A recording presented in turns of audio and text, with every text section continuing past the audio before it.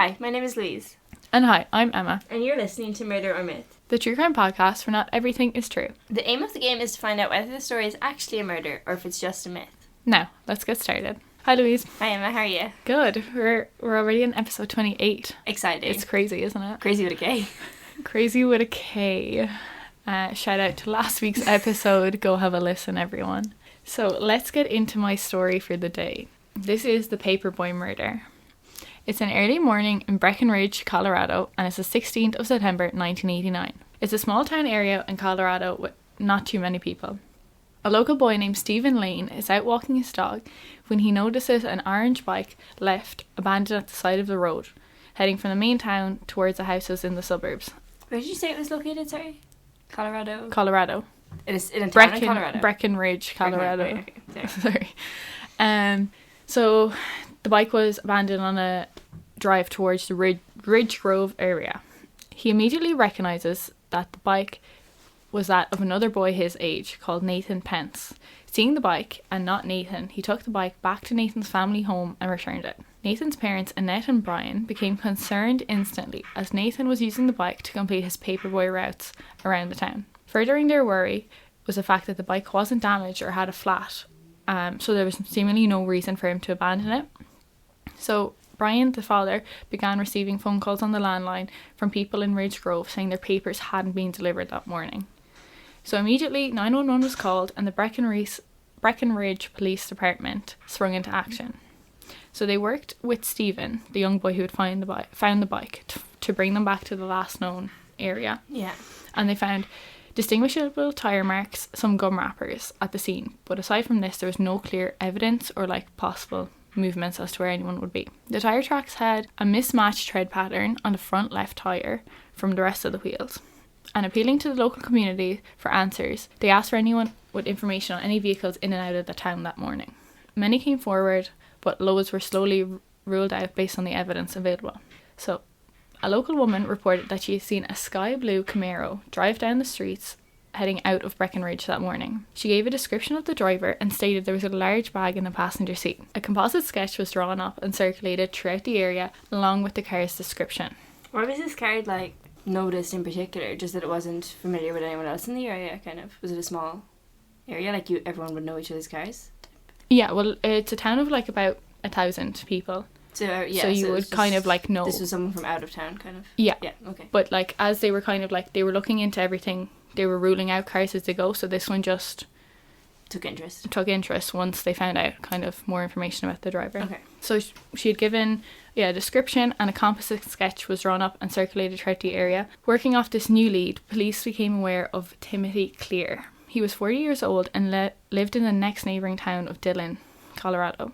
He was a self-employed exterminator. Rumours started spreading around the small town that he was the reason for Nathan's disappearance. So at this point, Nathan had been missing for about 3 weeks and there was no new leads. Okay. So Timothy Clear presents himself to Breckenridge Police Department to clear his image and brings a lawyer with him. And he allowed the police to search his car and take DNA evidence. They find a tyre pattern matches exactly the one left at the scene, and his car is full of gum wrappers. His DNA throws up a match to an attempted murder 20 years prior that took place in Florida. So the MO was that of a young boy who was lured from his home and strangled and left in a ditch outside their town. What's an MO?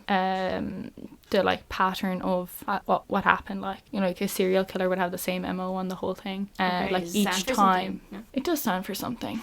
I don't know what it stands for currently. How old did you say these boys were? Did you give an age? I hadn't given an age, but they're about 12. About 12. And what year is this? 1989. 19. Been listening to a lot of Taylor Swift? So have you been listening to a lot of Taylor Swift? I have. Yes, going back to this past murder in Florida, the boy regained consciousness, got help. Clear was charged with the crime and sentenced to 15 years with 6 suspended.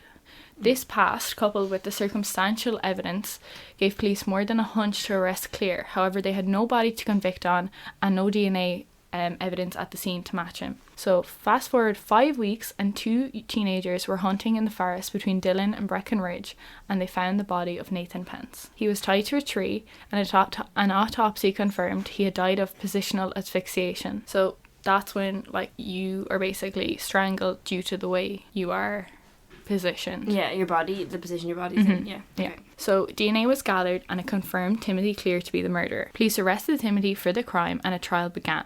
Timothy pled not guilty, subjecting all parties to a full jury trial. However, on the 20th of January 1990, Timothy Clear was sentenced to first-degree murder of Nathan, and he has spent the rest of his life in prison. Okay. I'm actually a bit conflicted on this one. Okay. Why? Tell us more. The intrigue. I'm not sure. I think it's a myth. Okay. I'm not quite sure why I think it's a myth. I feel like the ending wrapped up kind of quickly, like he was just found and then... Well, they already had everything to go off. Yeah. They had all the pieces of the puzzle. They just needed the DNA evidence. Yeah. And once the body was found, that was it. Last nail in the coffin for Timothy. Some of the names also then point me towards a murder, but I'm not sure. Let me think about why I think it's which one. I don't know. I really don't want to say murder and then have it be a myth because it would boost your ego too much. Who's going to weaponize guess? Any questions? Any, like, what do you need to know? Not really any questions. It all kind of lined up. I wouldn't really know too much about what was available in 1989, if I'm honest. Like, wouldn't really have been phones, just landlines. The gum wrappers was kind of random. Like, why was this kid eating so much gum? Like, why was there so much found in the back of the car? I thought that was a bit random. Oh, no, that was the man. Oh, the man. Okay. It was just like circumstantial evidence that kind of was like extra. Maybe this man is it, and then the DNA just... I'm not sure. I'm just going to go to random. I'm just going to say myth. You're going to say myth? Yeah. It is a myth. And I hate that. Yeah, it's a myth. It was loosely based off an actual murder, but this is a myth. So yeah, and the ending wrapped up quickly because I forgot to write my last sentence because he left Starbucks fairly rapidly. I just kind of was like, oh yeah, he was sentenced to death, and that's it. Or sentenced to murder. He was sentenced... Your man was sentenced with the murder. And then I just said nothing else after that to wrap it up. But yeah, it was a myth. It's definitely a feasible story though. Yeah. So that's 2 for 2. A 2 for 2 for Louise again. Maybe I'll just like become like the background person. You can just like write your stories each week. That'd be amazing. Because you're a bit better at this. No, I'm not. I mean, it was fun. It's fun to... I like to think I'm just a little bit better at everything. That's so fair. I'll let you think that. Including the clay. I'm just giving you these wins every week. Well, thanks for listening. Make sure to like and subscribe. I was saying... Oh, you're just saying thanks for listening. Okay, thanks for listening. Make sure to like and subscribe. On this week's episode, Louise correctly guessed my murder story was a myth. Find us on all streaming platforms. And join us next week for another thrilling adventure. Remember, it's myth until proven murder. Slay. Slay.